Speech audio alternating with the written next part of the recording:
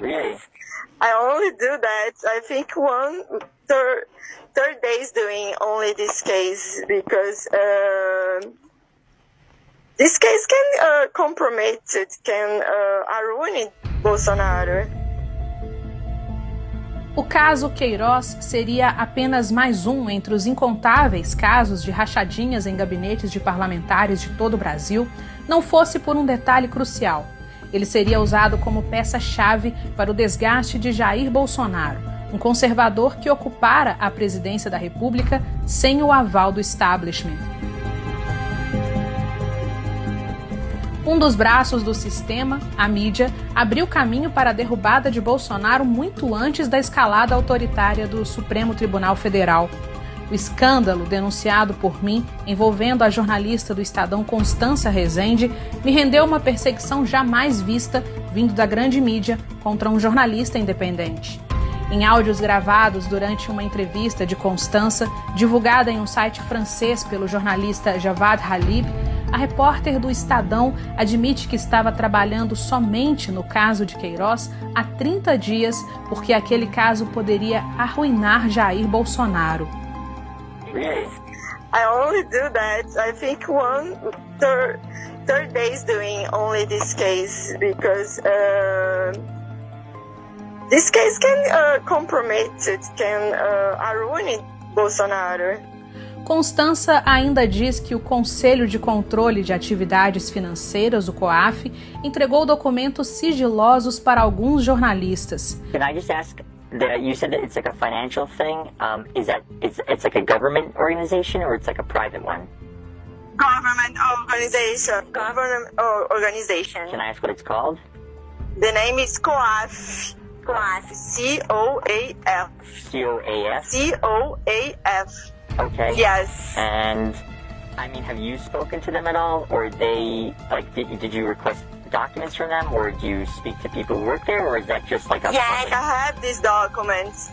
It's documents that it's not public, but we have. It's not public, but journalists used to receive from sources. Oh, well. Mesmo após ter sido denunciado por Halib, por mim e pelo jornalista americano L. Todd Wood, do site The Washington Times, nenhuma autoridade investigou a origem dos vazamentos no COAF.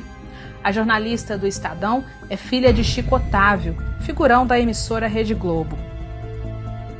Mas o que significa saber que a grande mídia está comprometida em derrubar Bolsonaro? Bom, sem a retaguarda da mídia, a criadora de narrativas, nenhum dos atos ilegais do STF ou dos líderes do Congresso contra o governo e seus apoiadores poderia acontecer. É aí que chegamos nos jornalistas e comunicadores conservadores que estão fora do aparelhamento midiático. Nos últimos anos, o número de portais conservadores cresceu exponencialmente, ameaçando gravemente a narrativa da grande mídia, que perdeu espaço e credibilidade na sociedade. Essa comunicação alternativa não representa apenas uma ameaça à mídia, mas a todos os globalistas, comunistas e corruptos que formam o sistema atual, pois para que esses agentes possam agir de forma ilegal, precisam da imprensa aliada para validar as suas ações. Estava aí aberta a caça aos conservadores. O Congresso abre a CPMI das fake news para deslegitimar qualquer narrativa vinda de comunicadores de direita.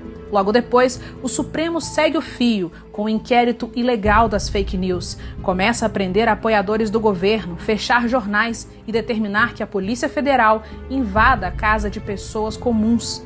Um atentado à democracia jamais visto na história deste país.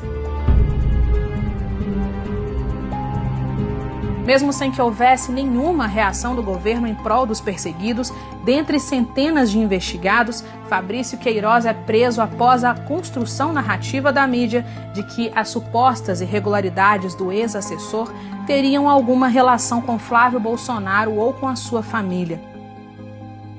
Políticos, narcotraficantes, policiais, empresários, líderes de outras nações, nenhum deles admite a ascensão de cristãos conservadores.